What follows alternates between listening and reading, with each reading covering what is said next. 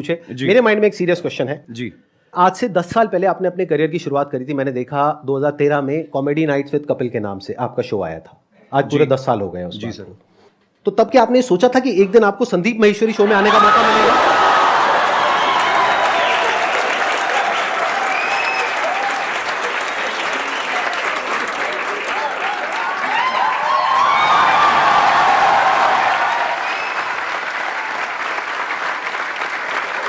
मैं सर आपके वीडियोस देखता रहता हूँ, बहुत अच्छा बोलते हैं आप और बहुत बहुत अच्छा मोटिवेट करते हैं स्टूडेंट्स को, यंगस्टर्स को, मुझे बड़ा अच्छा लगता है। और मैंने 3 महीने के लिए अपना शो बनाया था, पता नहीं चला कब 10 साल हो गए। लोगों का प्यार है और आप सबकी, लोग बहुत प्यार करते हैं सर आपको।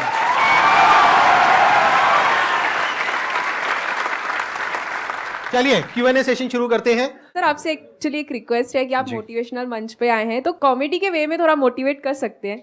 ये संदीप जी से बेहतर कौन करता है? मैंने इतने सारे वीडियोस देखे हैं कि आपको इतनी मोटिवेशनल बातें करते हैं आपके साथ और बीच बीच में आपको हंसाते रहते हैं, तो इसीलिए शायद इनका शो इतना पॉपुलर भी है। Hello Kapil sir. सर मैं आपका बहुत बड़ा फैन हूँ। Thank you brother. मैं आपके साथ 2 लाइन गाना चाहता हूँ। मैं सीरियसली बोलूँ, आपको देख के मुझे कोई गाना नहीं याद आ रहा। सर मेरे को आ रहा है सर आपको देख के गाना याद। प्लीज आप शुरू करिए। गुलाबी हाय आंखें हाय। जो तेरी देखी, शराबी ये दिल हो गया, संभालो मुझको ओ मेरे यारो, संभलना मुश्किल हो गया। गुलाबी आंखें जो तेरी देखी, शराबी ये दिल हो गया। वाह, बड़े एनर्जी यार, क्या बात है, बहुत बढ़िया। सर मैं बहुत ज़्यादा बोलती हूँ, बहुत ज़्यादा, हद से ज़्यादा बोलती हूँ। भगवान उसका भला करे जिससे आपकी शादी होगी।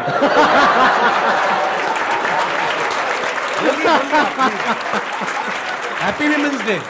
Thank you sir, thank you so much. मेरे को ये पूछना है सर, गुड लिसनर कैसे बन सकती हूँ मैं? चुप रह के।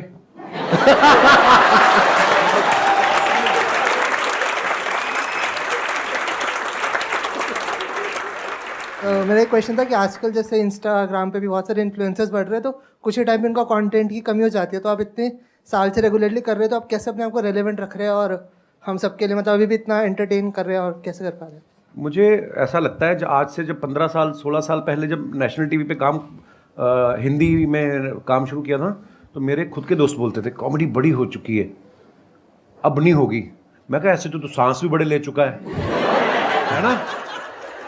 तो मुझे ऐसा लगता है कि जब तक दुनिया है, जब तक हालात हैं, हर रोज़ कुछ ना कुछ आपकी ज़िंदगी में घटता है। आप न्यूज़ चैनल लगा के देख लो, हर जगह आपको कोई ना कोई नई चीज़ें मिलती हैं। तो जब तक ये सब होता रहेगा, ह्यूमर भी आता रहेगा। हाँ, मेहनत लगती है, पर हाँ, जैसे ये जो आपकी एनर्जी देखी, जो आप लोगों का प्यार देखा, तो ये हमें मोटिवेट करता है और मेहनत करने के लिए।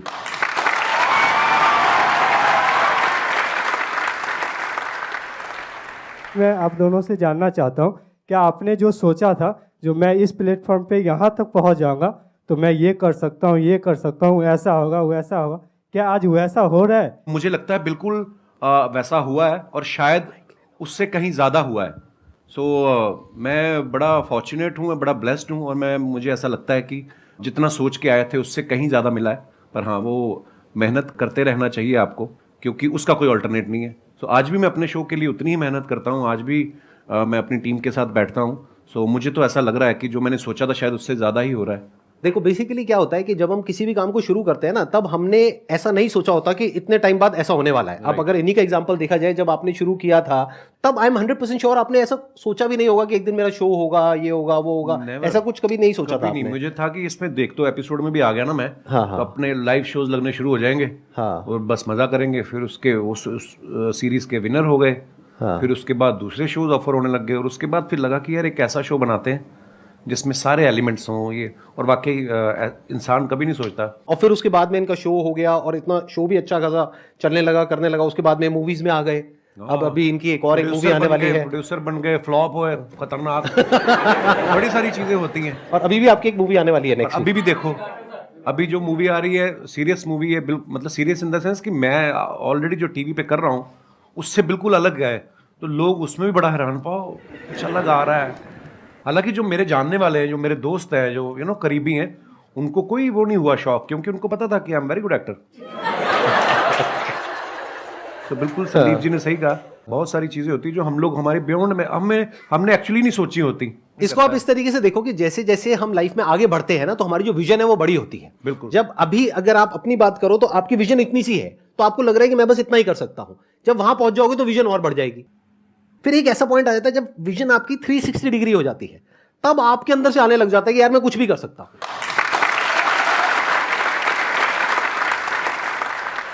मजा आना चाहिए, मुझे ऐसा लगता है, जो मैंने देखा कि अब मजा आ रहा तो फिर जिंदगी पता नहीं चलती। 10 साल मेरे कब निकले ये वाले, जब ये शो शुरू किया मुझे जेन्युइनली नहीं पता चला।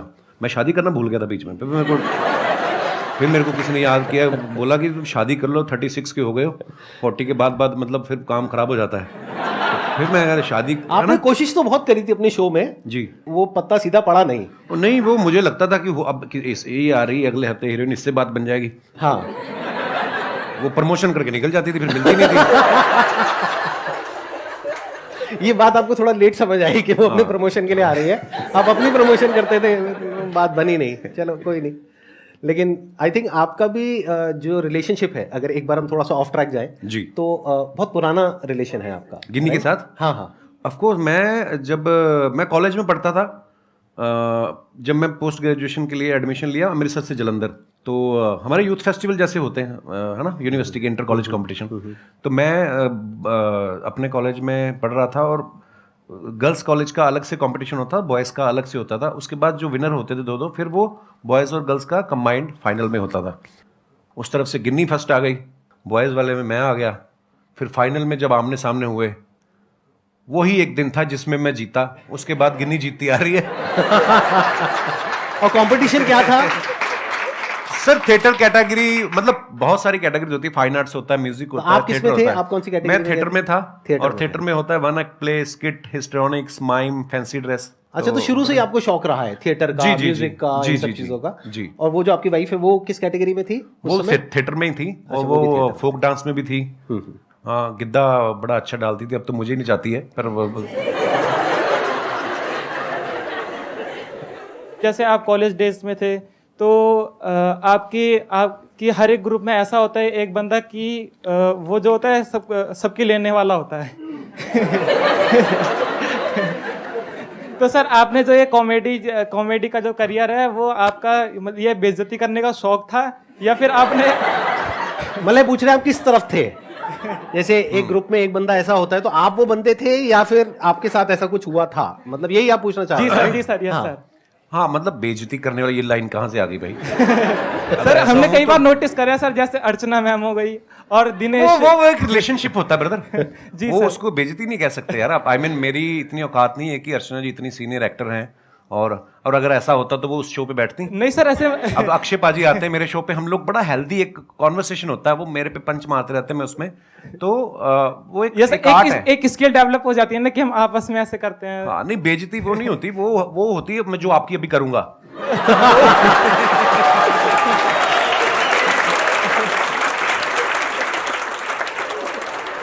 मैं स्कूल में ऐसा नहीं था, बिल्कुल कॉलेज में भी ऐसा नहीं था।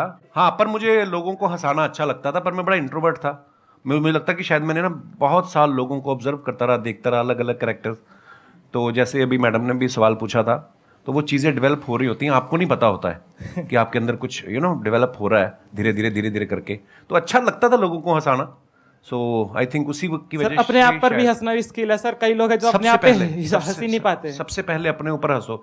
एक मैं आपको मंत्र बताऊं छोटा सा, अगर आपको लगे ना कि यार मेरे बारे में लोग क्या कहेंगे, सबसे पहले अपने बारे में खुद ही कह दो। जब आपके शो में कोई भी आता है, या जैसे एक्टिंग हो गया या सिंगर, तो आपको किस में मजा आता है? आपने एक्ट्रेस तो बोला ही नहीं। मेन मजे वाली बात है सिंगर है। सिंगर के साथ ज्यादा मजा आता है या? हाँ, मुझे एक्चुअली क्योंकि पर्सनली मुझे म्यूजिक का बहुत शौक है। नहीं, एक्टर्स के साथ भी बहुत मजा आता है, मस्ती मजाक करते हैं, पर कोई जब सिंगर आता है तो उससे ये होता है कि आप भी एंटरटेन होते हो, है ना। नहीं तो अदरवाइज हम उनको कर रहे होते हैं, ऑडियंस को कर रहे होते हैं। तो म्यूजिशियंस कोई भी आते हैं, सिंगर, या तो मुझे बड़ा अच्छा लगता है। Yes, thank you. क्वेश्चन मेरा ये है, जैसे कि सर वैसे मैं डिजिटल मार्केटिंग करता हूँ और क्या कहते हैं मिमिक्री वगैरह भी कर लेता हूँ मैं। अच्छा जी। बट मैं क्या है, मैं कहीं चैनल वगैरह पे किसी चीज़ पे मैंने कोई चैनल वगैरह नहीं बनाया। वैसे क्लाइंट के लिए हम लोग ये काम करते हैं, तो उनकी जो सोशल मीडिया अकाउंट है मैं अच्छे खासे रीच उन पे ला सकता हूँ, बट मेरे को टाइम नहीं मिल पाता। ऐसा भी नहीं है, बहुत कुछ करता हूँ, मतलब समझ में नहीं आता कि टाइम क्यों नहीं मिलता अपने लिए अगर निकालना चाहूँ तो। आप जवाब देंगे, मैं जवाब दूं? हाथ तो नहीं उठाना चाहते ना आप? मेरा आपसे सवाल है अब, ये सवाल आपने हमसे क्यों पूछा? क्योंकि आपका टाइम है। देखो मैंने जैसे कहा कि आपको जिस चीज में मजा आता है, अगर आपको लग रहा है कि आपको जो आप जो कर रहे हैं उसमें आपको मजा आ रहा है, तो फिर आप वो अपने लिए कर रहे हैं, आप ही का टाइम है। और अगर आपको उसमें मजा नहीं आ रहा तो फिर मजा ढूंढने का। नहीं सर, मजा तो आता है, मतलब वही है कि टाइम नहीं मिल पाता, पता नहीं कैसे नहीं मिल पाता। भाई टाइम मिलता नहीं है, निकालना पड़ता है। My question is for both of you कि क्योंकि आप लोग अपनी फील्ड में ना you are the number one, whatever you are doing right now you are at the top. तो जब आप लोग उस स्टेज पे थे जहाँ पे आपको आपको पता था आपका काम अच्छा है, पॉपुलैरिटी मिल रही है and people around you started recognising you, तो उस स्टेज पे तो सब ऐसा होता है ना कि अरे यार तुम तो बहुत अच्छा करो, यू नो कि भाई अच्छा क्या है बुरा क्या है, but those people around will be a yes person कि आप जो बोलोगे दिल बी यस सर। सो उस सिचुएशन में when you are at place where you can have everything, so how do you maintain that calm and composure? And वो ऐसा होता है ना कि यू आर you know कि you know what I need to do rather than getting affected by other people's opinion। तो वो अपने आप को कैसे आप मैनेज करते हो उस सिचुएशन में, या अपने आप को कैसे रियलाइज कराते हो कि ये सब जो चीज़ें हैं ना, फेम है जो भी है, ये तो आएगा चले जाएगा, but me as a person my value is determined by my work, so how do you continue to do that? Wow. आपका सवाल भी जो है मैं समझ पाया हूँ, वो एक ही लाइन में चाहे आप पूछ सकती थी, आपने 36 लाइनें बोली हैं, पर वो भी मजा आया आपकी बात सुन के। पता क्या होता है, लोग बड़ा चढ़ाने वाले भी बहुत होते हैं। जब आप थोड़ा थोड़ा कुछ कहीं राइज करना शुरू करते हैं, बड़े लोग होते हैं, पाजी आपका तो जवाब ही नहीं है। कॉम्प्लीमेंट ले लो, लेने का मजे करो, मिल रहा है ना, कुछ ले तो नहीं रहा आपसे, उसको सीरियसली लेना। और सबसे इंपॉर्टेंट चीज, जब आप क्रिटिसाइज होते हो, जब आपको कोई अब कैरेक्टर्स देख लो आप, आज अगर कोई सेंचुरी मारता है, उसके घर के बाहर जाके ढोल बजा रहे हैं, अगले मैच पे वो 0 पे आउट हो जाए तो कीचड़ भी फेंक आते हैं। अपने लोग बड़े इमोशनल हैं, प्यार करेंगे, दिल से करेंगे, गाली भी देते दिल से करेंगे। सो ना तो खुशी में ज़्यादा, एक्साइटमेंट में ज़्यादा उछलने का, और ना ही अगर आपको कुछ बुरा दिन निकल रहा है, हर दिन एक जैसा नहीं होता ना, तो उस दिन ज़्यादा टेंशन भी नहीं होने का। और ये चीज़ें ना शायद उम्र के साथ आती हैं। मैं पहले ऐसा ही था, मेरे को कोई ट्विटर पे एक गाली देता था, मैं 10 देता था उसको ना। तो वो धीरे धीरे समझ आ जाती है। आई थिंक उसका उम्र का भी उसमें वो बड़ा होता है। आप जैसे जैसे लाइफ में ग्रो करते हैं, परिवार वाले हो जाते हैं, बच्चों वाले हो जाते हैं, ये चीज़ें जो उम्र के साथ आती हैं वो उसी के साथ आती है। सो हाँ, कोई भी चीज़ परमानेंट नहीं है, ना आपका फेम, ना आपका ना आपकी तारीफ जो है वो परमानेंट है, ना ही आपका क्रिटिसिज्म जो है परमानेंट है। सो बस रिलैक्स रहने का। और ये चीजें ना कई बार टाइम के साथ साथ ही समझ आती Actually. है। मतलब अगर आप ये एक्सपेक्ट करोगे कि मेरे को या इनको एक पर्टिकुलर एज पे ये सब कुछ समझ आ जाता 10 साल 15 साल पहले, तो ऐसा नहीं होता है। ऐसा नहीं होता। जब हम वो चीज कर लेते हैं और वो गलतियां करते हैं उस तरह की, राइट, कि जब वो दिमाग पे चढ़ता है। अगर कोई आपको कहता है ना कि हाँ सक्सेस फेम दिमाग पे नहीं चढ़ता है, झूठ बोल रहा है वो इंसान। सबके चढ़ता है, सक्सेस भी दिमाग पे चढ़ता है और फेलियर भी दिमाग पे चढ़ता है। हाँ, तो जब ये दोनों चीजें दिमाग पे चढ़ती है और हावी होती है, तब हमें अंदर से समझ आता है कि अच्छा इसकी वजह से क्या गड़बड़ हो रही है। फिर इंसान धीरे धीरे उसको हल्के फुल्के तरीके से लेने लग जाता है। हाँ, एक टाइम के बाद कोई चीजें आपको इफेक्ट नहीं करती, आप मर जाते हो।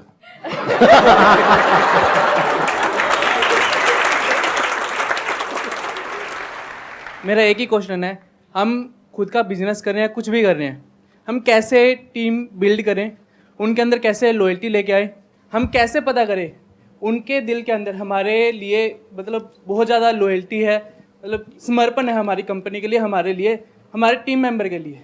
It's a good question. और ये हम सिर्फ टीम पे नहीं लगा सकते इस फंडे को, हम दोस्ती पे भी लगा सकते हैं, बिल्कुल, फ्रेंडशिप पे भी लगा सकते हैं, रिलेशनशिप बोल सकते हैं, any kind of a relationship, that could be a professional relationship और अ पर्सनल रिलेशनशिप। तो कोई भी रिलेशनशिप हो किसी भी तरीके की, उसको स्ट्रांग कैसे किया जाता है? देखो, आप सामने वाले के मन में क्या चल रहा है ये तो आप कभी भी नहीं जान पाओगे।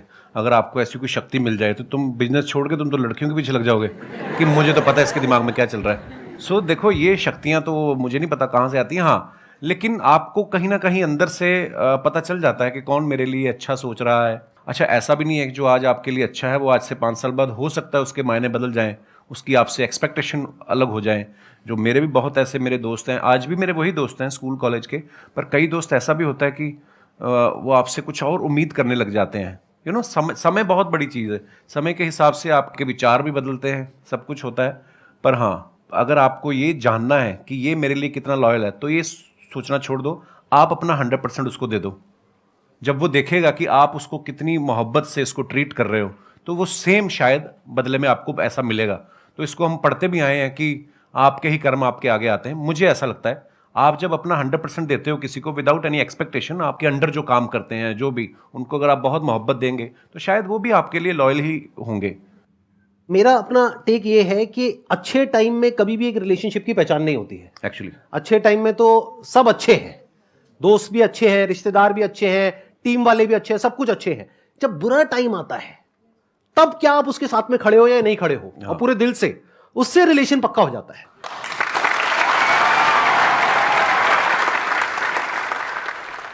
मैं आप दोनों की बहुत बड़ी फ़ैन हूँ। Thank you. प्लस आप दोनों ही बहुत पॉजिटिव पीपल हो। लाइक अगर देखें तो किसी को हंसा सकते हो बहुत इजीली और मोटिवेट भी कर सकते हो अपनी कॉमेडी से और अपनी बातों से। सब अग्री करेंगे कि हम कोई भी काम स्टार्ट करते हैं तो हम बहुत इम्पेशेंट हो जाते हैं उस चीज़ को लेके। तो आप इम्पेशेंट आप दोनों भी होते होंगे, तो आप कैसे डील करते हैं उस चीज़ से, दोनों? लाइफ में जो सबसे बड़ी क्वालिटी हम सबके अंदर होनी चाहिए, जो आई एम 100% श्योर इनके अंदर भी है, और वो लोग जो आगे बढ़े हैं लाइफ में सबके अंदर है। लाइफ में अंदर चाहे जैसी भी हालत है, मन है चाहे नहीं है, जो करना है वो करना है। As simple as that. The show must go on. ये क्वालिटी हमारे अंदर सबके अंदर होनी चाहिए अगर हम लाइफ में आगे बढ़ना चाहते हैं, तो जो आज की जनरेशन में बहुत कम लोगों के अंदर होती है। हम क्या सोचते हैं, काम को शुरू करते हैं, रिजल्ट नहीं आया, छोड़ो बेकार है, फिर किया नहीं आया, बेकार है। बेकार है क्या होता है, करना है तो करना है ना। आगे सर आपकी बारी। सेम